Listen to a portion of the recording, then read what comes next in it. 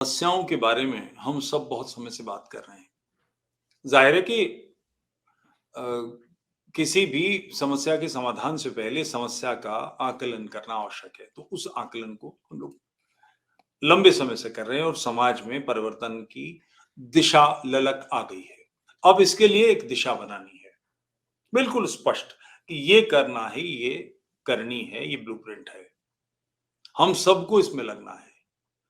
अगर हम ये सोचेंगे अभी तक हो क्या रहा है कि हमारे जो प्रमुख लोग हैं, कुछ लोगों को नहीं, हम 2, 4, 5, 10 को छोड़ के बाकी सब लोग क्या कर रहे हैं कि समस्याओं के बारे में बातें कर रहे हैं। बता रहे हैं कि वो प्रॉब्लम है, वो प्रॉब्लम है, वो प्रॉब्लम है। उसका हल क्या है? जनसंख्या बिल ले आया जाए, फलाना कर लिया जाए, फिर ढमाका कर लिया जाए। राजनीतिक सत्ता, जनसंख्या अगर कोई व्यक्ति नहीं मानता 2 बच्चे नहीं पैदा करने की जगह 5 बच्चे पैदा करता, क्या करेगी? आधार कार्ड छीन लेगी, बैंक अकाउंट बंद कर देगी, ड्राइविंग लाइसेंस ले लेगी, क्या चीज़ बंद कर देगी? राशन कार्ड ले लेगी, जिनसे शाहीन बाग नहीं निपटा गया, वो इतना बड़ा काम कर देंगे। जब तक इस विषय में हम इन्वॉल्व नहीं होंगे, आप इन्वॉल्व नहीं होंगे, कुछ बदलाव नहीं आने वाला है। तो ये एक छलांग लगाने की कोशिश है। हो सकता है हम इस नदी को पार कर जाएँ, जो लावे से भरी हुई है, आग उगलती हुई नदी है और हो सकता है हम इसमें गिर जाएँ। 5 स्टार होटल में प्रोग्राम है, 2 दिन के कार्यक्रम के लिए हम जो 30 वर्ष से कम के लोग यानी 29 और 29 से कम के लोग हैं, उनसे ₹1000 शुल्क माँग रहे हैं, जिसमें दोनों दिन का लंच है और सारी व्यवस्थाएँ हैं। इंटेंशन ये है कि नई पीढ़ी अधिक से अधिक आए, इसमें आर्थिक सहयोग कीजिए, एक बड़ा यज्ञ है और निश्चिंत रहिएगा, इसका एक-एक पैसा धर्म का पैसा है, राष्ट्र का पैसा है। इसका कोई व्यक्तिगत उपयोग कभी नहीं होगा। मगर लक्ष्य बिल्कुल स्पष्ट है कि हमें मंथन करके ये मंथन है राक्षसों और देवताओं के बीच का।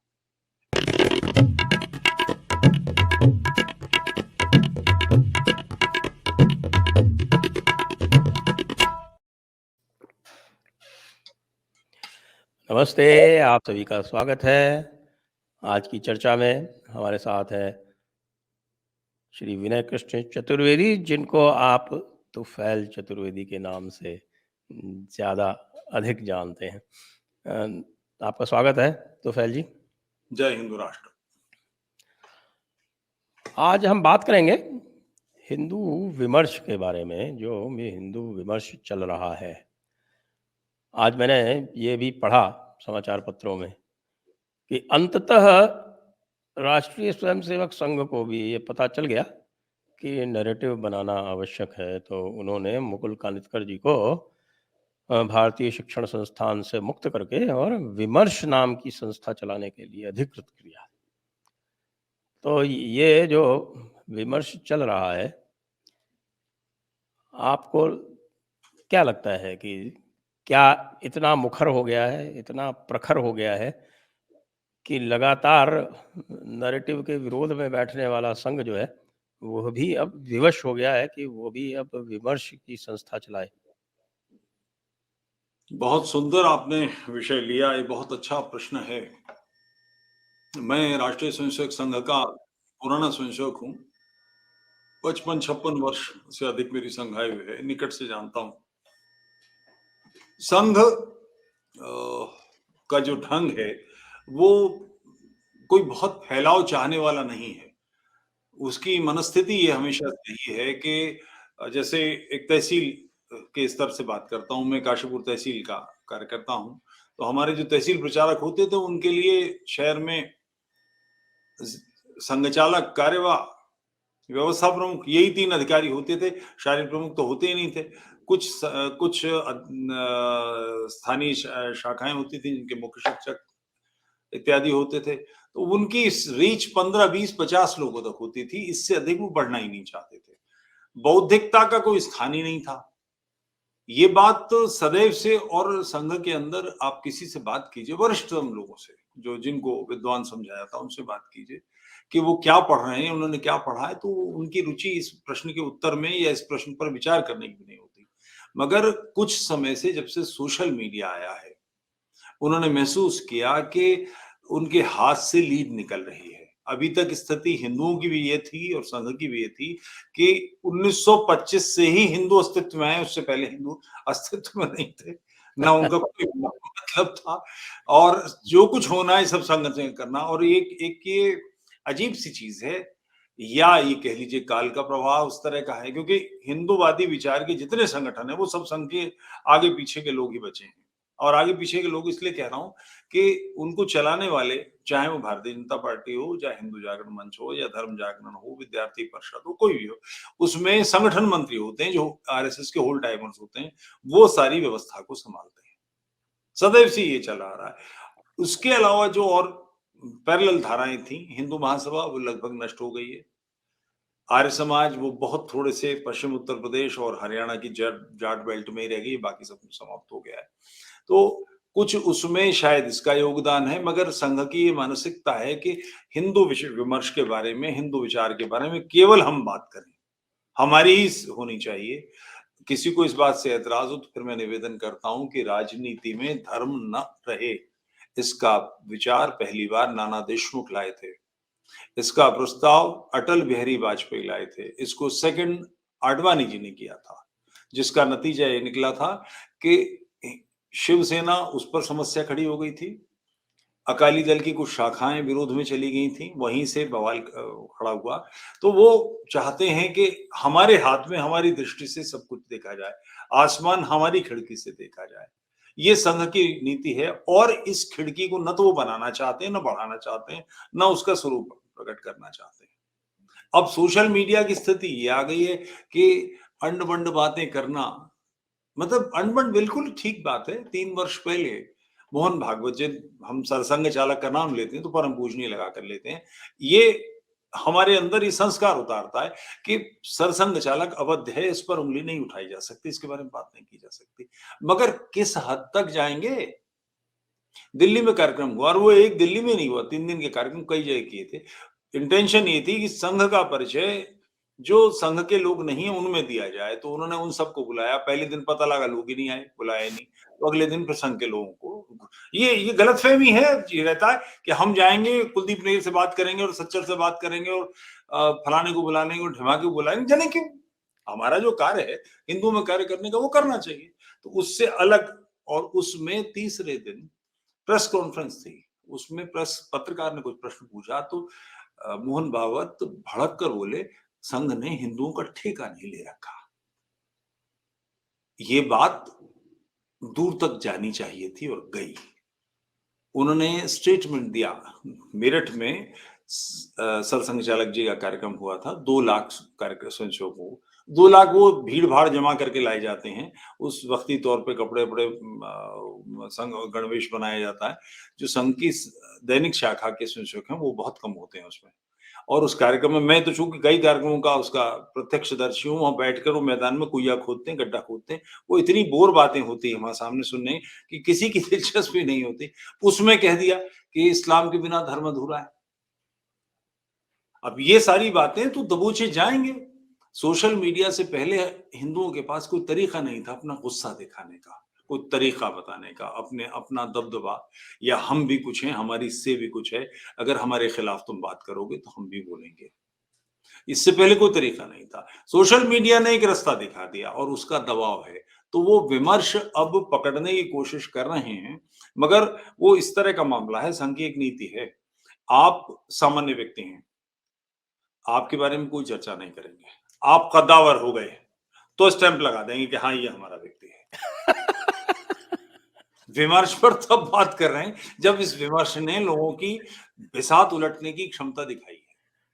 ये यूँ ही नहीं है कि राम जन्मभूमि के शिलान्यास में इंद्रेश कुमार घोषणा करते हैं, हम फलाना एक व्यक्ति, एक मुसलमान सिर्फ इसलिए भेजा जा रहा है कि वो गऊ पालता है। बहुत सारे मुसलमान गऊ पालते हैं, वो नॉर्मल बात है। इसके कारण से शिलान्यास में जाएँगे। मैं जो वहाँ मरते-मरते बचा या फलाने साहब जिनके सर में गोली लगी है, जिनके पैर में गोली लगी, वो केवल इस कारण नहीं आ सकते कि वो गऊ नहीं पालते या गऊ-मांस नहीं खाते। फिर भी सोशल मीडिया ने दबाव दिया, टाँय-टाँय फिस हो गई, कोई ना पाया। जिसे भेज रहे थे ढोल बजा के कि आ जा रहा है और ये जाकर शिलान्यास में भाग लेगा, उसकी स्थिति नहीं है। तो ये शत्रुबोध है नहीं और दिशाहीनता एक चर्चा करने के लिए कि हम इस तरह जैसे आपकी जानकारी में डालता चलूँ, मुझे एक सज्जन आए थे चंदा लेने के लिए। विश्व हिंदू परिषद कुछ कलेक्शन कर रही है। तो उन्होंने मुझे बताया कि वो एक पर्यावरण प्रमुख हैं। तो मैंने उनसे पूछा कि पर्यावरण प्रमुख आप क्या करेंगे इसमें? डीएम तो कर सकता है, एसडीएम कर सकता है, कमिश्नर कर सकता है, जिसके पास फोर्स है, आप क्या कर लेंगे? पर्यावरण में बदलाव की आप कोई नीति बनाएंगे भी तो आपकी कैसे है? आपके हाथ में शक्ति क्या है? अब ये बौड़मपन के काम में पर्यावरण प्रमुख संघ क्यों चला रहा है? इसको क्या लेना देना है? ये कर क्या सकता है? इसकी क्षमताएं क्या है? तो ये इस तरह के काम है कि देखा-देखी में कर देते हैं, मगर उसको करने की कोई क्षमता इनके पास होती नहीं, ना उसकी कोई योजना होती है, ना उसकी मैं एक थोड़ा-सा समय ले रहा हूँ आपका, उदाहरण से बताता हूँ। उत्तरकाशी में भूकंप आया। राष्ट्रीय Swayamsevak Sangh, rotary club, lions club, फलाना-ढिमाका, इन सब ने अपने-अपने क्षेत्रों से ट्रकों में सामान इकट्ठा करा, कंबल ये वो सब और उत्तरकाशी पहुँच गए। उत्तरकाशी में डिस्ट्रिक्ट हेडक्वार्टर से 55 किलोमीटर दूर या 160 किलोमीटर दूर या 35 किलोमीटर दूर, जिसमें 15 किलोमीटर पैदल चलना पड़ेगा, वहां 15 लोग मर गए हैं या 50 मकान गिर गए, इसकी जानकारी जो बाहर से साधन लेकर आए उसके पास कहां से मिल जाएगी? उसके पास कौन सा तरीका है? डीएम के पास तो है कि घर गांव में चौकीदार बैठा, पटवारी बैठा, दरोगा बैठा, वो लोग इन्फॉर्म करेंगे। इन्हें कौन से इन्फॉर्मेशन मिल जाएगी? अब ये आ तो गए सामान लाद के अपने यहाँ से इकट्ठा करके उत्तरकाशी में, अब क्या होगा? तो वो जो रोड साइड के गांव थे, लोगों को वहां सामान दे दिया, उनको जरूरत भी नहीं थी। उन्होंने पड़ोस के मकान कमरे किराए लेके वो सारा सामान रिलीफ का भरा और उसके बाद शराब की दुकानों पे कि भाई 2 कंबल के बदले में 1 गद्दा दे दे और 1 पौवा दे दे, ये सब होता रहा।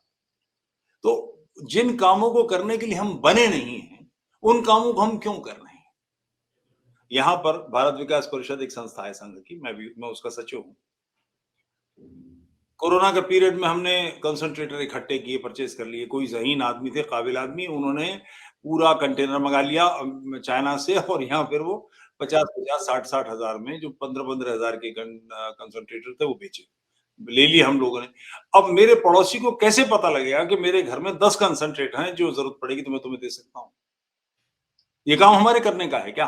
अस्पताल में भेजो, डीएम को इन्फॉर्म करो, तहसीलदार को इन्फॉर्म करो। बाकी लोग मेरे पास क्यों आएंगे, कैसे पता लगेगा? तो वो कंसंट्रेटर, अच्छा, और वो इतनी जहानत की चीजें थी, आ गए।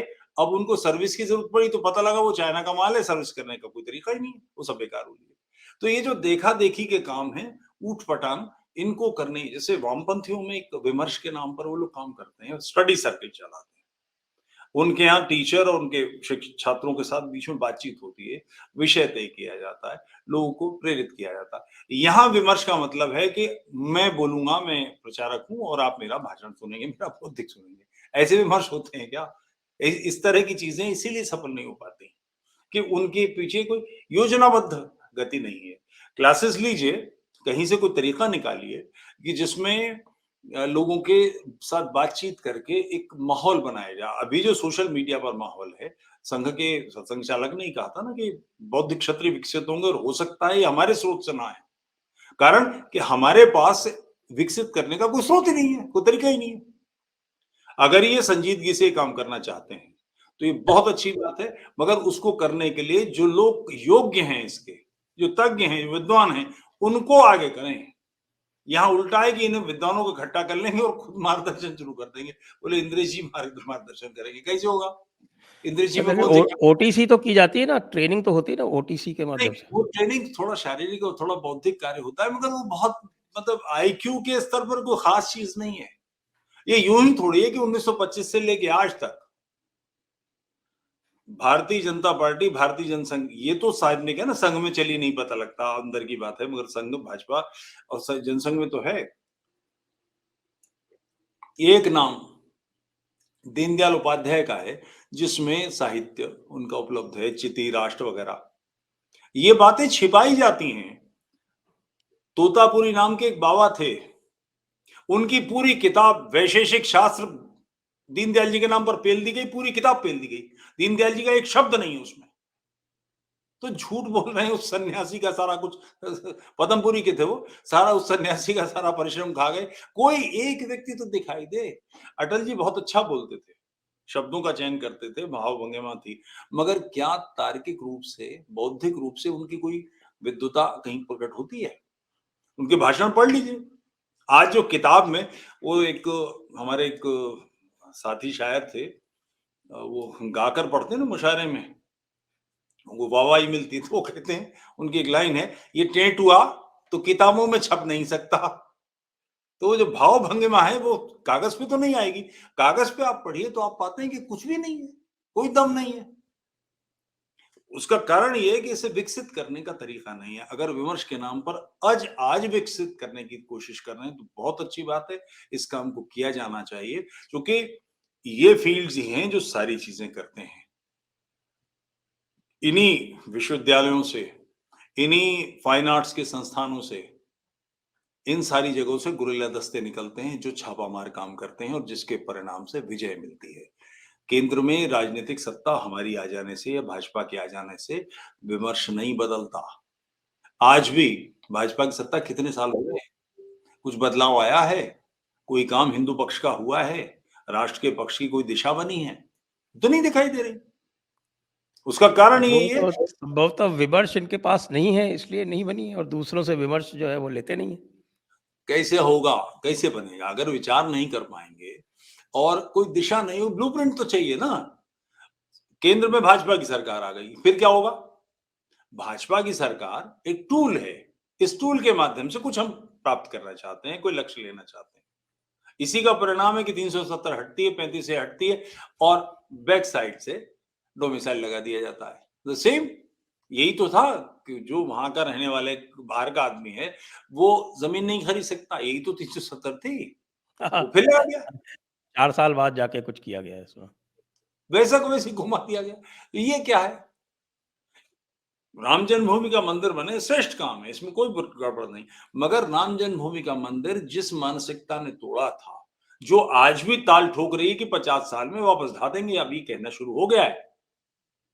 92 से टूटा है, कितने साल हुए?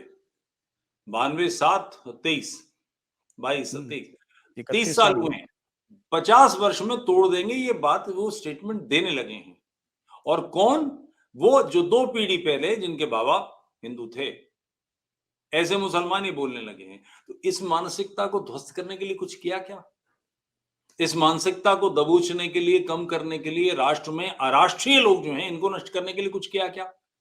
कुछ भी नहीं। किया ना, इंद्रेश कुमार को आगे कर दिया और ये कहा कि इस्लाम बहुत अच्छा है, कुछ मुसलमान बुरे हो सकते हैं। मतलब ये डफर डम की वो जो सीताराम गोयल जी का स्टेटमेंट है कि बिगेस्ट कलेक्शन ऑफ डफर्स, एक शब्दशः पूरा है। निजाम हैदराबाद आखिरी जिसने रजाकार बनाए, जिसके कारण से पुलिस एक्शन करना पड़ा, समाप्त उसकी उसकी अकड़ को दुरुस्त करना पड़ा, उसके लिए वो कह रहे हैं कि उसका काल हिंदू मुस्लिम एकता का काल है। अभी हजारों लोग ऐसे जीवित हैं जिनके घर के लोग मारे थे उसके लोगों ने, रजाकारों ने, अभी हैं जीवित। इंद्रेश कुमार का दिमाग खराब है बोल रहे हैं। कोई सीमा है? मतलब कुछ भी मुंह में आएगा बोलेंगे। तो ये अनुचित बातें हैं। तो ये जो आपको ये नहीं लगता कि हमने पहले भी देखा है कई बार कि ये जब विमर्श की बात करते हैं तो एक जो आपने आरंभ में कहा कि जो भी हिंदू विमर्श है वो जो हम कहें वो हो। अभी आपने कुछ दिनों पहले देखा कि जब घर वापसी का जो आंदोलन था वो जोर पकड़ रहा था और उसमें एक अ, वसीम रिजवी जैसा सैयद घर वापसी करके आया। और घर वापसी क्या करने आया? वो तो पहली बार घर में आया, क्योंकि सैयद तो कभी थे नहीं हिंदू, वो तो अपने आप को मूल अरब बताते। तो इन्होंने एक अपने सरकार को एक्टिवेट कर दिया, उत्तराखंड की सरकार को, और इनके पीछे लग गए और इतना हैरेस किया कि अब वो जो है वो इच्छा मृत्यु मांग रहा है।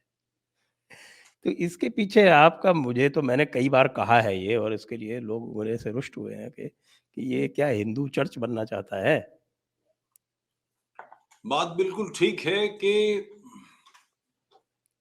जो संघ का स्वयंसेवक, जैसे आपको थोड़ा सा लगता हो सकता है इसकी आंच लगे, ब्यूरोक्रेसी के का सिस्टम है कि जिस व्यक्ति के ऊपर जिम्मेदारी आनी चाहिए वो आईएएस होना चाहिए। वो किस बैच का है, कहाँ का है, किस काडर का है, ये बात जानकारी होनी चाहिए, नया पुराना। वैसे ही संघ का हाल है कि जिस व्यक्ति को भी कहीं नियुक्त करना है, कुछ काम देना है, जिसके जिसके साथ आना है, जिसके कंधे पर हाथ रखना है, वो संघ का स्वयंसेवक है कि नहीं, उसने ओटीसी की कि नहीं, उसको रिकमेंडेशन किसी संघ के पुराने प्रचारक ने दी है कि नहीं, इसकी चिंता करते हैं। तो 1925 से पहले जो भी हिंदूवादी थे, राष्ट्रीय स्वयंसेवक संघ के स्वयंसेवक थे क्या? डॉक्टर मुंजे थे क्या? सावरकर थे क्या? शिवाजी, राणा प्रताप या ओटीसी करे हुए थे क्या? इसका तो कोई मतलब नहीं, मगर सारी चीजों को अपने ही हाथ में समेटने की कोशिश करना, ये अनुचित चीज है, ये उपयुक्त नहीं है। अच्छा, इसकी पात्रता हो तो फिर समझ में आती बात कि आपके पास उसकी दिशा है, आपका चिंतन है, आपने सोच रखा है कि इसका ब्लूप्रिंट ये ऐसा काम करना है। अगर वो कुछ भी नहीं है, तब फिर आप दबोचते हैं, तो फिर हास्यास्पद स्थिति आ जाती है। अभी एक मेरे पुराने मित्र हैं, जब मैं काशीपुर में था तो वहाँ हमारे तहसील प्रचारक थे। आजकल वो किसी वनवासी क्षेत्र के अखिल भारतीय अधिकारी हो गए हैं। वो आए झूलते-झालते 5-4 लोगों को एक आध घंटा लेट से खाना-वाना खाया। उसके बाद उन्होंने थोड़ी चर्चा की मुझसे। तो मेरे बस का और कुछ नहीं था, मैंने उनसे सिर्फ इतना कहा, नाम नहीं लेना उचित क्योंकि वो सामने नहीं है। फलाने जी, आप बिल्कुल नहीं बदले। इसमें वो समझ नहीं पाए इस बात को, उनके साथ के एक आध तेज थे, वो समझ गए। बोले, आप मोतिया तो नहीं कह रहे? क्योंकि अखिल भारतीय स्तर का अधिकारी, उसके पास कोई दृष्टि ही नहीं है। देश की समस्या और देश की समस्याओं के समाधान के बारे में कुछ चिंता ही नहीं, कोई विचार ही नहीं। उसका सारा फोकस इस पर है कि उसकी कल बैठक हुई थी और अगली बैठक के लिए एक मरज है, एक मतलब संग्रहणी सी है ये, कि प्रवास करते रहो। यहाँ हैं, 2 घंटे बाद आप दूसरे शहर में दिखाई देने चाहिए, शाम का खाना वहां खाना चाहिए, भागे फिरो इधर से उधर। किस लिए? इसका उद्देश्य क्या है? चल रहा है और इस गलतफहमी में चल रहा है कि इसी प्रवास से, इसी भ्रमण से सारी बातें बनती हैं। बौद्धिकता को आगे करके जो बुद्धिमान, जैसे इस्लाम की समस्या है, इस्लाम की समस्या के लिए मैं नाम लेकर भी बात कर सकता हूँ। जो लोग समझदार हैं, जो जानकार हैं, जिनको इसका अंदाजा है, और उसमें एक स्थान एक्स मुस्लिम्स का भी हो सकता है, उन लोगों के साथ बैठिए और उन लोगों से कहिए कि योजना बताइए, हमको बताइए कि हम क्या कर सके। हमारे पास स्ट्रक्चर है, संगठन है, कम ही लोग हैं, मगर हर शहर में 10-20, 50, 10-20-50 सब जगह हैं। हर तहसील में हमारे 100-50 लोग हैं। इन सबको एक्टिवेट करें, हम करेंगे, मगर कोई योजना बताइए। छोटी सी संस्था एयरटेल सारे भारत में छा गई, बीएसएनएल के भूत ही तो छाई, बीएसएनएल नहीं कर पाया, टाटा फिस हो रही है उसकी। टेलीग्राफ डिपार्टमेंट, कौन सा गांव ऐसा है जहां पोस्टमैन नहीं जाता? उसको कोई योजना नहीं देते, उसके लिए कोई योजना नहीं बनाते, तो वो फेल हो रही है।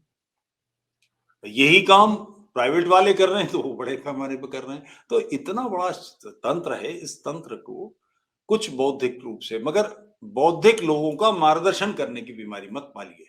उनसे पूछिए, उनसे, और वो जो भी बनाए, योजना बनाए, जो भी विमर्श तय तय करें, उस विमर्श में कुछ खराबी, कमी, बदलने की चीज आपको लगती है तो जरूर बात कीजिए, मगर उनको ये मत सिखाइए कि ये काम ऐसे होगा। आखिर इतने समय से हम काम कर रहे हैं, हम ही लोग थे ना, कश्मीर से हिंदू निकाल दिए गए, 32 साल हुए हैं। केंद्र की सरकार को भारतीय जनता पार्टी का समर्थन था, यानी भारतीय जनता पार्टी की सहमति से हिंदू निकला है वहां से। इस बात के लिए आपने सरकार से समर्थन कब वापस लिया? जब आडवाणी जी का रथ रोक लिया गया। हिंदुओं का निकलना आपके लिए कोई समझ माने नहीं रखता, आपको चिंता नहीं है इसकी। सेना तो वहां बैठी थी, पुलिस वहां बैठी थी, जैसी आज वैसी तब थी, फिर हिंदुओं को क्यों निकलना पड़ा? और इसके लिए आप सोचते भी नहीं कि आपके होते हुए ये हो गया। मैं ये समझ सकता हूं कि 47 का विभाजन नहीं रोक सके, कि राजनीति में आप नहीं थे, हम नहीं थे, मगर हिंदुओं के निष्कासन के समय तो थे। बंगाल में जो हमारी स्थिति हुई कि इस चुनाव के बाद संघार हुआ है हमारे कार्यकर्ताओं का, हमारी महिला कार्यकर्ताओं के साथ दर्जनों रेप की हुई। इसके बाद आपको लगता है कि बंगाल में कोई बदलाव की स्थिति आएगी? जिस दिन चुनाव वोट पड़ गए, तुरंत हमारे जो जो प्रमुख लोग थे, शाह और ये विजयवर्गीय, दोनों के दोनों वहां से हट गए। उसके बाद कुछ होता रहा बंगाल में। ये क्या है? बिहार में, पूर्णिया में क्या घटित हो रहा है, इसकी चिंता हम नहीं करेंगे राजनीतिक स्तर पर, तो कैसे होगा? हम केवल बैठ के ही करते रहेंगे। तो विमर्श इसमें बदलाव के लिए कहीं से बीच में हाथ डालने से उंगली जलेगी, खिचड़ी बहुत गर्म होती है, किनारे से खाना शुरू करो, मगर इस मामले को करना तो है। इस समस्या के समाधान के लिए ईसाई बड़े पैमाने पर कन्वर्शन कर रहे हैं। तो इस समस्या को रोकने के लिए कुछ तो करना होगा और सबसे आसान चीज है, उनके पास एक तरीका है कि वो पढ़ाई शिक्षा देते हैं। सरस्वती शिशु मंदिर का जाल है सारे भारत में। जो ईसाई वापस बनता है, उसके बच्चे को निःशुल्क शिक्षा इतना तो कर सकते हैं, ये तक नहीं सोचता। तो कहीं से कुछ करना तो पड़ेगा, तभी तो बात बनेगी। ये बात आती है कई बार और मैं आपसे चाहूँगा क्योंकि आप दोनों पर दृष्टि रखते हैं कि जो संघ का जो एक स्वयंसेवक जो है, वो अधिकारी जो बनता है, उसके लिए एक आवश्यक शर्त ये है कि वो अविवाहित होना चाहिए। प्रचारक, प्रचारक। हाँ, वही तो अधिकारी तो प्रचारक ही बनते हैं अधिकतर। नहीं, नहीं। संघ चालक परिवार के लोग होते हैं, कारवा परिवार के लोग होते हैं। सरसंघ चालक सर कारवा के स्तर पर है, अन्यथा हर स्तर पर प्रांतीय संघ चालक, क्षेत्रीय संघ चालक सब परिवार के लोग होते हैं। प्रचारक होते हैं जो जी, तो जो एक ये शर्त है, लेकिन वो उनका बौद्धिक स्तर कितना है? कोई फॉर्मल क्वालिफ़िकेशन देने का कोई आज तक कोई ऐसी प्रक्रिया नहीं आ पाई। इसका जो है इसकी आप तुलना कीजिए इस्लामी संगठनों से और इस्लामी संगठनों में आप ये देखें कि उनका पूरा एक सिस्टम है कि आप जो है वो पेश इमाम बनेंगे तो कैसे बनेंगे, आप इमाम बनेंगे तो कैसे बनेंगे। आप अगर उससे आगे बढ़ के आप मौलाना बनते हैं, आप मुफ्ती बनते हैं। मुफ्ती बनने के बाद फिर अगर जो बड़े जिसको उससे भी ऊपर जो मुहद्दिस बनते हैं, इनके लिए सबके लिए क्वालिफ़िकेशन लेट डाउन है, वो एग्ज़ाम उनको पास करने पड़ते हैं। और उसके बाद ही कोई मुफ्ती साहब जो हैं, वो फ़तवा देने के लिए अधिकृत होते हैं। तो आप इन दोनों की तुलना करके बताएँ कि इसको कैसे देखते हैं आप? क्या बौद्धिकता का जो या विमर्श का जो अभाव है, वो इसी कारण तो नहीं है? ये जो राष्ट्रीय स्वयंसेवक संघ की प्रॉब्लम है, ये प्रॉब्लम बेसिकली हिंदू समाज की प्रॉब्लम है, जो वहाँ परिलक्षित हो रही है। डूज़ और डोंट्स हिंदुओं में क्लियर नहीं है। हमें क्या करना है, क्या नहीं करना है, क्या अनुचित है, क्या उचित है। अभी कुछ दिन 2 दिन पहले मैंने कुछ कह दिया, तो मेरी जान को कई सारे लोग आ गए, मगर जब उन्होंने फ़ोन किया, मैंने तर्क दिए, तो फिर उसमें कुछ नहीं कर पाए। आखिर सड़क के किनारे कोई पत्थर रखकर कहीं सिंदूर चढ़ा देने से या पेड़ में कोई ग्रोथ आ गई, उसमें एक लंगोट बांध देने से और उसके बाद वहाँ कुछ भी नाम धर के पूजा करा देने से, इस प्रकार की स्थितियाँ सब तो ऐसे लोगों को जो उसके सामने निकलते हुए हाथ जोड़ रहे हैं, रुक रहे हैं, उनको अजमेर जाने से या निज़ामुद्दीन जाने से कैसे रोका जा सकता है? डूज़ और डोंट्स क्लियर हैं, होने चाहिए, वो बिल्कुल नहीं है हमारे। इस्लामियों के पास में इस्लाम में डूज़ और डोंट्स क्लियर हैं, ये करेंगे तो मुसलमान हैं, ये करेंगे तो मुसलमान नहीं रहेंगे या ऐसा होगा तो मुसलमान नहीं रहेंगे, इसका नियम है। उसके चलते ईसाइयों में या मुसलमानों में प्रॉपर सिस्टम है। एक ईसाई प्रीस्ट बनने के लिए कुछ नियम है, उसके कानून हैं। एक मुसलमान के मुहद्दिस वगैरह तो दूर की बात है, जो सामान्य मुल्ला है, नमाज पढ़ाना जिसका काम है, पेश इमाम है, मुअज्जिन है, मुअज्जिन को अजान देनी है तो उसमें कौन से शब्द बोलने हैं, वो बिल्कुल स्पष्ट हैं, तय है कि ये करना है। इससे तुलना कीजिए सारे भारत में विवाह समारोह जो हिंदुओं में होते हैं, क्या एक पुरोहित के दूसरे पुरोहित से मंत्र मिलते हुए हैं? एक सिस्टम सारे भारत में यूनिफॉर्म सिस्टम है क्या? महर्षि अरविंद ने क्या नाम महर्षि महेश योगी ने इसके लिए प्रयास किया था और उन्होंने बड़े पैमाने पर आचार्य निकाले, विद्वान बनाए। बहुत योग्य थे, बड़े गुणी व्यक्ति थे वो। उनकी दृष्टि बहुत साफ थी। उनके लोगों को छोड़ दीजिए तो अन्य सारे किसी मंदिर में कोई उपासना की तरीका है, किसी मंदिर में कोई उपासना का तरीका है, वही संघ में परिलक्षित होता है। तो ये तो रही प्रॉब्लम। मगर इससे बाहर तो निकालना पड़ेगा। संघ के पास किसी भी स्थिति में पूर्णकालिक जो प्रचारक होते हैं, किसी भी काल में 5,000 से ऊपर नहीं रहे। क्यों? कि उनकी जीवन शैली और जो जीवन प्रक्रिया है, जो जीवन चलाने का ढंग है, वो बड़ा कठोर है। मैं स्वयं प्रचारक कुछ समय के लिए रहा हूँ और मैंने प्रचारक निकट से देखे हैं, इसलिए मैं अधिकार से कह रहा हूँ। कोई तहसील प्रचारक बनता है, उसके मन में ये भाव लाया जाता है कि तुम्हें राष्ट्र के लिए कार्य करना है, समय देना है, मतलब घर छोड़ना है, अब कार्यालय पर रहना है। और उसकी मानसिक स्थिति ये होती है कि अगर वो पीछे हट गया, तो ये जो परम वैभव है नीचे जा पड़ेगा। इसने हथेली लगा दी है, वो घर से निकल जाता है। जीवन कैसे चलेगा? दैनिक भोजन कहाँ होगा? तो उसका ये रहता है कि परिवारों में कहीं जाएगा भोजन करने के लिए, किसी परिवार में चला जाएगा। बड़े शहरों में तो व्यवस्था कार्यालय पर हो गई, छोटे शहरों में अभी भी ऐसी स्थिति है। अब तहसील में संघचालक, कार्यवाह और व्यवस्था प्रमुख 3 लोग हैं। सायं शाखा का मुख्य शिक्षक 12वीं का विद्यार्थी है। 12वीं के विद्यार्थी की अपने परिवार में स्थिति नहीं होती सामान्य रूप से कि वो अपने घर जाकर कहे कि मैं किसी को खाना खिलाने के लिए लाना चाहता हूँ, 2 लोगों को लेके आना चाहता हूँ। ये मानसिकता नहीं होती और वो 3 लोग जो हैं, 5 लोग हैं, 7 लोग हैं, उनके परिवारों में बिल्कुल स्पष्ट रहता है कि प्रचारक आएँगे इस समय फलाने जी, तो उनको भोजन दे दिया जाएगा। मगर दिन में 3 बार तो खाना खाना पड़ेगा। तो दिन भर उसके दिमाग में चलता है कहाँ जाऊँ जहाँ चाय के साथ 2 बिस्किट मिल जाए। इतनी कठोर जीवन की शर्तें हैं कि ये काम करने के लिए मैंने देखे लोग कि 2-2 3-3 दिन सिर्फ पानी पी के किस तरह से काम चला रहे हैं भूखे-प्यासे। वो कहते भी नहीं। अब इन इन चीज़ों से यू पे पीनट्स यू गेट मंकीज़ वाला कहा कि इस स्तर पर आपको काम करने वाले 5,000 लोग मिल गए हैं तो भी गनीमत है। अच्छे स्तर ही कहाँ से मिल जाएँगे? एक ऐसा आदमी जो प्रचारक नहीं निकलता तो बड़ा साइंटिस्ट बनता या बड़ा आईएएस ऑफिसर बनता या बड़ा वकील बन जाता या कोई तेजस्विता का कार्य करता, बौद्धिक रूप से होता। वो इन शर्तों पर काम तो नहीं करेगा। उसको जीवन की बेसिक आवश्यकताएँ तो देंगे। वो नहीं होती। बड़े कार्यालयों पर तो हो जाता है अब, मगर छोटे शहरों में अभी भी स्थिति है। तो वो जो कार्य पद्धति है, शाखा पद्धति स्वयं में मैं 75 से तो मुझे बिल्कुल स्पष्ट याद है। 75 के बाद शाखाएँ समाप्त हो गईं। इमरजेंसी लगी, इमरजेंसी के बाद में जनता पार्टी के ज़माने में एकदम से हरहरा के शाखा लगी और सारी परिवार की लड़कियाँ तक लोगों के घरों की जो शाखा जाने लगी, दिखाई देने लगा। मगर स्थायी शाखा, सायं शाखा जो जिससे हमारे पास नया ब्लड, फ्रेश ब्लड आता था, वो बिल्कुल समाप्त हो चुकी है। अब से नहीं तो 50 साल हो गए खत्म हुए।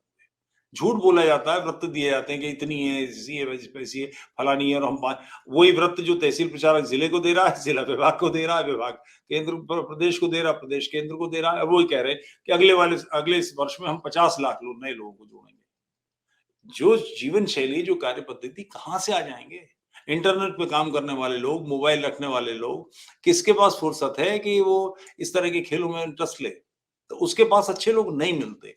मिल भी नहीं सकते, वो आउटडेटेड है कार्य पद्धति। नाम चल रहा है, मगर अंदर के लोग जानते हैं कि स्थिति नहीं। अभी कुछ साल पहले एक हमारे अखिल भारतीय उसके राष्ट्रीय स्वयं सेवक संघ के सदस्य थे, मेरठ के कार्यकर्ता थे। कैंसर से उनकी डेथ हुई थी, तो उनका अंतिम संस्कार निगम बोध पर हुआ था। ये बात भी हो गई मेरे ख्याल से 10 एक साल की। मैं गया, वहाँ मुझे 3 या 4 बालक 18 से 22 के बीच के दिखाई दिए। मैं बड़ा प्रसन्न हुआ, दौड़ के उनसे मिलने गया। ये नई पीढ़ी दिखाई दी, बाकी सारे लोग 60s के, 70s के। तो मैंने उनसे पूछा, परिचय किया, तो पता लगा कि वो लोग संघ कार्यालय में जो भोजन बनाने का भंडार का विभाग है, उसके 4 कर्मचारी हैं। एक भी आदमी ऐसा नहीं था जिसको हम कहें 20-25 साल वर्ष का हो। तो वो बिल्कुल आउटडेटेड सारी कार्य पद्धति हो गई है। चल रहा है किसी तरह से खींच-खाच के जो अगर इसके पास बढ़िया वर्ग हो, मगर बढ़िया वर्ग किस लिए आएगा? ऐसा 2-2 दिन, 3-3 दिन तक भूखा रहना पड़े, पानी पी-पी के काम चलाना पड़े। टॉयलेट्स आजकल आप मतलब उसकी उसकी विभत्सता की कल्पना नहीं कर सकते जिन कार्यालयों में हम रहते थे और जहाँ उनके शौचालय थे। डब्ल्यूसी जैसा तो कोई सवाल ही नहीं था। बहुत ही मतलब जीवन की बिल्कुल जीर्ण-शीर्ण अवस्था और उसका महिमा मंडन त्याग के नाम पर कर रखा है। तो नहीं चलने वाला। क्वालिटी अगर आप जीवन नहीं देंगे, तो बेसिक नीड भी पूरी नहीं करेंगे, तो कहाँ से होगा? तो प्रचारकों में स्तरीय प्रचारक कहाँ से आएँगे? जो थोड़ा-सा कायदे का होता है, वो बीजेपी में निकल जाता है। यहाँ तो बिल्कुल ठलुआ टाइप के, बिल्कुल हल्के-फुल्के ऐसे लोग जिनसे 10 मिनट आप बात करें, आपको समझ में आ जाएगा कि कुछ जानकार नहीं है, बस उत्साह मेरे में। अनुभव में जो स्वयं सेवकों का स्तर है, वो काफ़ी अच्छा है, लेकिन वो चूँकि पूर्णकालिक नहीं होते, तो उनको आगे अवसर नहीं दिया जाता। परेशानी यही है। और वो मतलब गणेश परिक्रमा करनी है, किस स्तर के व्यक्ति को प्रभावित करना है, तो उसके हिसाब से ही प्रभावित किया जा सकता है, उसकी क्षमताओं के हिसाब से ही। आप उसमें ज्यादा, क्योंकि वहां संघ में अगर किसी ने ये कह दिया, किसी प्रचारक ने कह दिया कि वो तो विद्वान व्यक्ति हैं, तो इसका मतलब है वो अपनी तरफ से मोतिया बता रहा है उसे, अच्छा। तो उसका कोई उपयोग नहीं करेगा। कायदे का आदमी इंटेलेक्चुअल हैं, कहते हैं ना आप तो इंटेलेक्चुअल हैं। मुझको भी 2-4 लोगों ने कहा कि आप तो इंटेलेक्चुअल हैं। हाँ, मतलब मैंने कहा इसका मतलब आपसे हमारी नहीं बन सकती। संभव नहीं। और उसके लिए शब्दावली डेवलप कर रखी है कि संघ को अरबी घोड़े नहीं चाहिए, यानी गधे और खच्चर चाहिए। हुँ। वो खुद कहते हैं कि अरबी घोड़े नहीं चाहिए, क्योंकि अरबी घोड़ा होगा तो वो जो उसे गाइड करने वाला है उसे तो पटक देगा। अरबी घोड़े पे लगाम लगाने के लिए, काठी पर बैठने के लिए तो मजबूत शहर सवार चाहिए ना। कोई लल्लू बैठेगा तो उछाल के फेंक देगा उसको 1 मिनट में। तो वो इसलिए किसी ऐसे व्यक्ति को वो लेंगे ही नहीं। घोंचू टाइप एक के और लोग। बात इसमें अ, ये जो आती है कि किसी भी व्यक्ति को जो आगे बढ़ने के लिए मैंने अभी तुलना जो की आपकी जो इस्लामी पद्धति है उसमें, तो उसमें इतना तो पक्का है ना कि जो मुफ्ती जो बना है, उसको कम से कम कुरान और हदीस पूरी तरह से अच्छी तरह से याद है उसको, एक-एक पर बहस वो कर सकता है। यहाँ पर तो बड़ा मुश्किल है। उसका कारण ये समस्या हिंदू समाज की है। अभी मैंने एक चर्चा में हनुमान चालीसा पे कुछ बातें कह दी, तो लोग मेरी जान को आ गए, मगर मेरे सामने बैठे हैं, मैं बात करता हूँ, तर्क देता हूँ, समझ में आए तो मुझे जवाब दें। क्योंकि हमारा कुछ भी ये नहीं तय है कि इसको बेसिकली गोस्वामी तुलसीदास जी कवि हैं, कविता के नाते अद्भुत व्यक्ति हैं, अद्भुत व्यक्ति हैं, इसमें दो राय नहीं। लोग कहते हैं सूर सूर तुलसी ससी, गलत बात है। सूर से कहीं बड़े हैं तुलसी, वो छंद बनाने के लिए कह दिया गया, कहीं बड़े हैं। मगर क्या उनका लिखा धार्मिक ग्रंथ है? उत्तर प्रदेश के, पूर्वी उत्तर प्रदेश और बिहार के जो गांव के लोग थे, जब अपने साथ निकले तो कोई आधार चाहिए था, उसे गाया जा सकता है। ढोल बजा के बैठे हुए आनंद आनंद ले रहे हैं, सूरीनाम गए, मॉरिशस गए, वो उन सब की बातें करते हैं। मगर उनको क्या वेद के बगल में या उपनिषद के बगल में रख दिया जाएगा? अब ये सारा आपने सारे सारे दान 22 बजे ही कर रखे हैं। अंगूर भी उसी भाव बिक रहा है, जौ भी उसी भाव बिक रहा है, कैसे होगा? तो ये हिंदू समाज की समस्या है जो वहां पर पहुंची हुई देखिए, है। इस पर थोड़ा मेरा आपका मतभेद हो सकता है क्योंकि निश्चित बात, उसमें मैं तो ये स्पष्ट रूप से मानता हूँ कि ये जो है ना, ये जो संप्रदायवाद है, उसमें आपको हाईएस्ट कॉमन फैक्टर ढूँढने चाहिए, ना कि ये बड़ा है और वो बड़ा है। सब में जो है 3-4 चीज़ें धर्म, कर्म, संसार, मोक्ष कॉमन है, जिस पर किसी का कोई विवाद नहीं है। मैं उसको इस पे एक वैष्णव भी बढ़िया बात मानते आपको हैं, बताता हूँ। शैव भी मानते हैं, आर्य समाजी भी मानते हैं, जैन भी मानते हैं, बौद्ध भी मानते हैं, सब मानते हैं। उनको लेके चलिए ना, क्यों एक-दूसरे की कमियाँ सही बात और है। वो मैं निकालते हैं। मैं जो बात कहना मैं चाह रहा अभी हूँ, आर्य समाज पे 4 चीज़ें बता दूँगा, आर्य समाज नहीं, वाले जो हैं आर्य तुलसीदास जी पे समाज की 5 तरफ से चीज़ें वो नहीं बता कर रहा देंगे, हूँ। मैं इससे कुछ कुछ नहीं ऐसी होगा। चीजें, क्योंकि इसमें ब्रेक नहीं लगा है तो उसका नतीजा ये बात है। कोई 30 एक साल पुरानी होगी, मैं मथुरा में द्वारकाधीश के मंदिर से दर्शन करके बाहर निकला, तो एक आदमी जिसकी 5-6-7 दिन की दाढ़ी बढ़ी हुई थी और औरतों वाले ढंग से धोती पहने था, और यूं यूं करता हुआ, और उसने वो काजल फाजल लगा रखा था, और मेरे साथ 2 मित्र थे, हम मैं उस समय हरिद्वार रहता था, साधु था, तो उन्होंने पकड़ लिया और बोले आज तो महाराज जी की सेवा में रहूंगी। मैंने रहूंगी क्या मतलब? तो उसने बताया ये सखी भाव वाले हैं। मैंने कहा इसका क्या मतलब होता है? तो उसने कहा ये मानते हैं कि केवल कृष्ण ही पुरुष हैं, बाकी सारे संसार में हम सब स्त्रियां हैं। अबे कोई सीमा है इन बातों की? और चलिए वो तो कोई मूर्ख था, मान लिया। अभी मेरे एक मित्र आए, वो प्रणामी समाज के हैं, उन्होंने मुझे बताया कि सारे संसार में सारे लोग स्त्री हैं। मैंने क्यों, इसका आधार क्या है? तो बोले हर व्यक्ति के पास 2 स्तन हैं। उन्होंने अपने भी बताया, मेरे भी ऐसे कहा, ये स्त्री होने का प्रमाण। मैंने कहा मारे कान में झापड़, दिमाग खराब हो गया, कुछ भी बक रहा है। मगर ऐसी बौड़मपनी की बातें उनके आचार्य सुनाते हैं। गीता किसने लिखी है? मैं आप एक दूसरी तरफ सेकंड, चले गए। नहीं, मैं एक जो कह रहा हूँ, ये ये 1 मिनट। बात ये बात कहने दीजिए। गीता किसने लिखी है? भगवान कृष्ण नहीं। इस पर पूरी किताब है कि भगवान शंकर ने गीता लिखी है। अंड-बंड कुछ भी चल रहा है।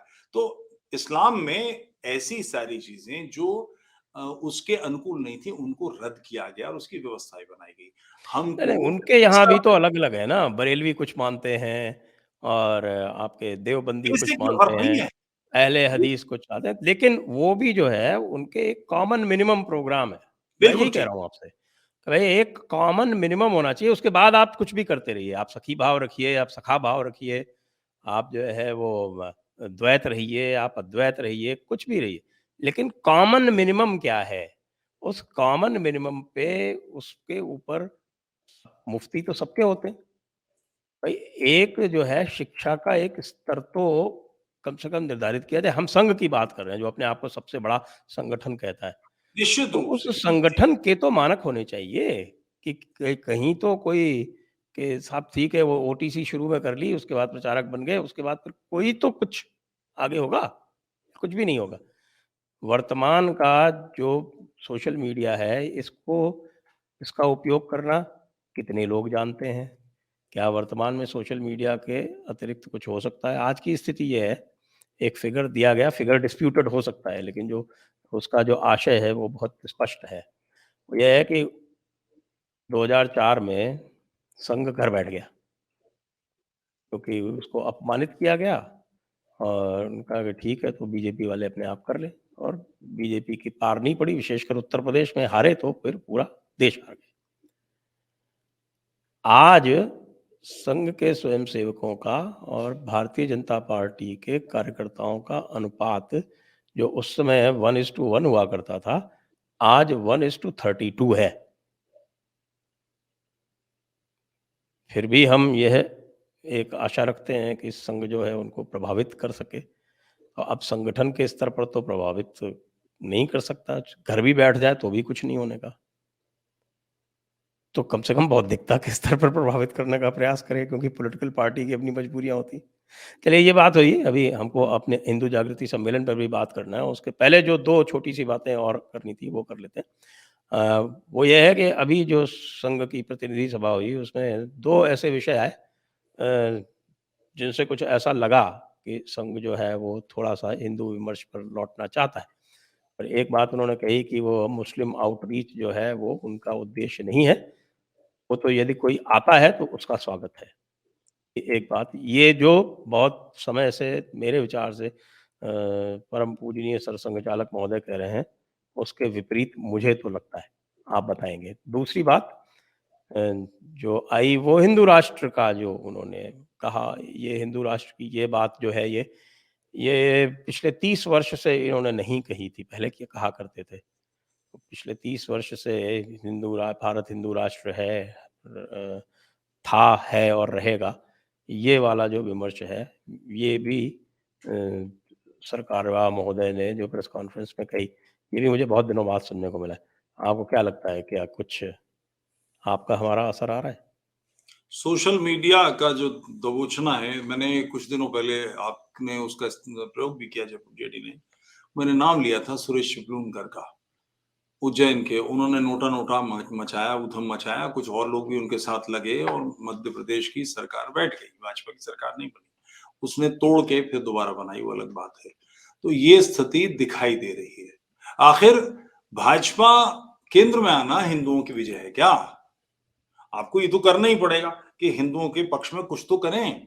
केवल भाषण देने से या कुछ ये करने से, जैसे मेरी समझ से ये बिल्कुल, मैं तो इस बारे में स्पष्ट हूँ कि राम जन्मभूमि का मंदिर बनने से मुझे नहीं लगता कि हिंदुओं का भला हो रहा है।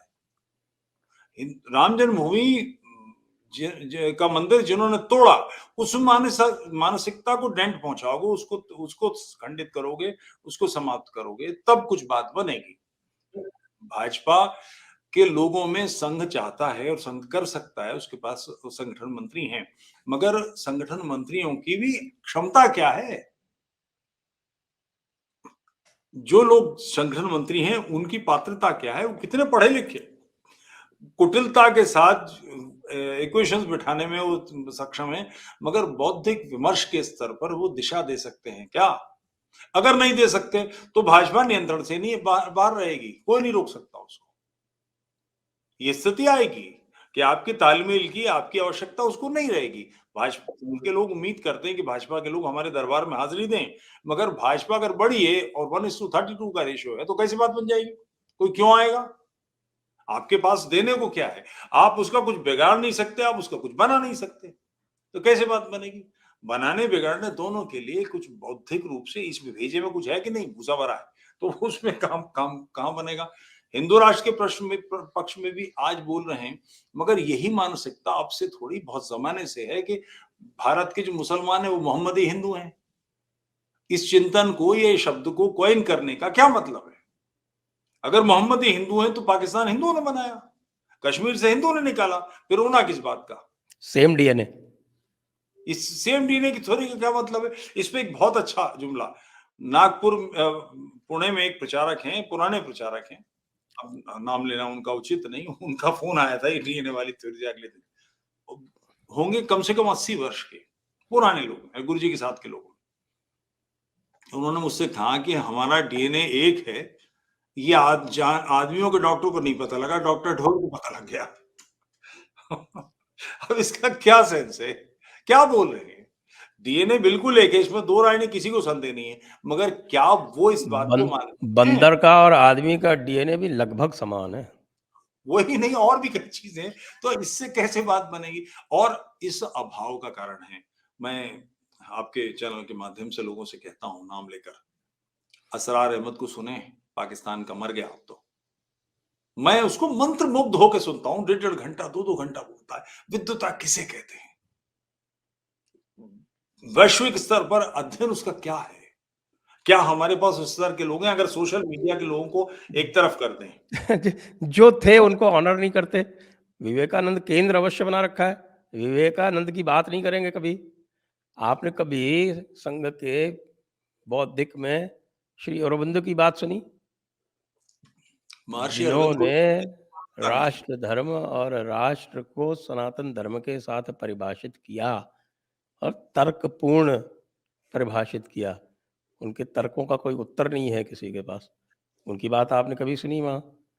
स्वामी विवेकानंद जी की विवेकानंद केंद्र में बात हो सकती है, लेकिन मुख्य बौद्धिकों में कभी बात होती नहीं होती। कभी नहीं, कभी नहीं। बल्कि शंकर शरण जी के जो अभी लेख आया एक लंबा चौड़ा इसी विषय पर, मैंने अखिल भारतीय स्तर के कुछ अधिकारियों को भेजा। एक सज्जन जिनसे मैं उम्मीद करता था कि उससे वो गंभीरता से लेंगे, वो तो बिल्कुल ऐसे तिलमिलाए जैसे मिर्चें लग गई। मैंने उनसे कहा कि इस पर बैठकर भाई से बात होनी चाहिए। बोले नहीं, इस पर कोई बात नहीं कर सकते हम, ये तो कुंठित व्यक्ति है। एक बात कह रहा है बौद्धिक, हमारी फाइनेस्ट कैनन है, फ्लैगशिप है, हम सारे जितने भी लोग हैं उनमें शंकर शरण की विद्वता अप्रतिम है।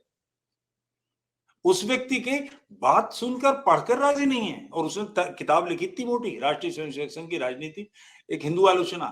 तो वो क्या कह रहा है, और अगर वो सही कह रहा है तो योजना, अगर गलत कह रहा है तो उसका खंडन, और उसको रास्ते पे लाना, बात करना, क्योंकि सरकारी कर्मचारी है वो, तो उसे, और उसे शिमला में टांग दिया, यहां से खदेड़ दिया, और बिल्कुल कह के भेजा कि आप भाजपा की आलोचना बंद कर दें, संघ की आलोचना बंद कर दें, इस्लाम की आलोचना बंद कर दें, अन्यथा आपको भुगतना पड़ेगा। तो आप चाहते क्या हैं? इस्लाम की भी आलोचना बंद कर दें। हाँ, ये कहा उससे, उनसे पूछे, वो बता देंगे आपको। ऐसे व्यक्ति के साथ, क्योंकि इस समस्या का समाधान करना है कि नहीं, ये समस्या वो है जो 712 से आज तक चल रही है। ये हमारी सीमाओं के अंदर युद्ध ले आई है। हमसे पाकिस्तान छीन लिया, अफगानिस्तान छीन लिया, बांग्लादेश छीन लिया, हमारे सांस्कृतिक क्षेत्र इंडोनेशिया, मलेशिया, सारे हमसे निकाल लिए गए। भारत के अंदर युद्ध कर रही है। इसने कश्मीर से हमें निकाल बाहर किया। यह हमारे गली मोहल्लों में कश्मीर ले आई है। इससे निपटना है कि नहीं, या बैठकी करते रहेंगे? इसकी कोई योजना बैठक बनाने करिए, की प्रवास कीजिए, संगठन बनाइए। संगठन से ही सब कुछ हो जाता है। संगठन दिशाहीन, देखो दिशाहीन। वो विजयनगर की जो सेनाएँ थीं, वो बहुत बड़ी थीं। लेकिन उनको एक बेसिक चीज़ नहीं याद रही कि उन्होंने अपनी 2 महत्वपूर्ण टुकड़ियों की कमान जो थी, वो जिलानी भाइयों को सौंप रखी थी। और वो जिलानी भाई जो है, जब उनकी सेनाएँ जीत रही थीं, उस समय वो चले गए अपने धर्म के साथ में, मज़हब के साथ में। और उसके बाद क्या हुआ उस साम्राज्य का, वो सबको पता है। ऐसे अनेक उदाहरण हैं, जिसमें मात्र संगठन से, मात्र संख्या बल से कुछ नहीं हुआ। संख्या बल में तो हिंदू तो मेरे ख़्याल से लाख गुने थे इन आक्रांताओं से। तो कोई ये था जो ही एक नहीं उनके पक्ष का, तो वो तो बाहर से आए थे, सब यहीं अपने ही थे। अब मैं इसी परिप्रेक्ष्य में ये जानना चाहूँगा कि जो हिंदू जागृति सम्मेलन हो रहा है 1 और 2 अप्रैल को नोएडा में, ये नोएडा के बगल में, तो उसमें जो है इन समस्याओं पर क्या विचार विमर्श का प्लान है, क्या योजना है? देखिए, समस्याओं के बारे में हम सब बहुत समय से बात कर रहे हैं। ज़ाहिर है कि अ, किसी भी समस्या के समाधान से पहले समस्या का आकलन करना आवश्यक है। तो उस आकलन को हम लोग लंबे समय से कर रहे हैं और समाज में परिवर्तन की दिशा ललक आ गई है। अब इसके लिए एक दिशा बनानी है, बिल्कुल स्पष्ट कि ये करना है, ये करनी है, ये ब्लूप्रिंट है। हम सबको इसमें लगना है। अगर हम ये सोचेंगे अभी तक हो क्या रहा है कि हमारे जो प्रमुख लोग हैं, कुछ लोगों को नहीं, हम 2, 4, 5, 10 को छोड़ के बाकी सब लोग क्या कर रहे हैं कि समस्याओं के बारे में बातें कर रहे हैं। बता रहे हैं कि वो प्रॉब्लम है, वो प्रॉब्लम है, वो प्रॉब्लम है। उसका हल क्या है? जनसंख्या बिल ले आया जाए, फलाना कर लिया जाए, फिर ढमाका कर लिया जाए। राजनीतिक सत्ता, जनसंख्या अगर कोई व्यक्ति नहीं मानता 2 बच्चे नहीं पैदा करने की जगह 5 बच्चे पैदा करता, क्या करेगी? आधार कार्ड छीन लेगी, बैंक अकाउंट बंद कर देगी, ड्राइविंग लाइसेंस ले लेगी, क्या चीज़ बंद कर देगी? राशन कार्ड ले लेगी। जिनसे शाहीन बाग नहीं निपटा गया, वो इतना बड़ा काम कर देंगे। इस समस्या के मंथन इस पर और कोई ब्लूप्रिंट कि मैं और जो सामने हम बैठे हैं 2, 4, 5, 700 लोग, ये 500 5,000 में बदलें, 5,000 50,000 में बदलें और हमारे स्तर पर अगर कुछ हो सकता है, तो समस्या का समाधान होगा।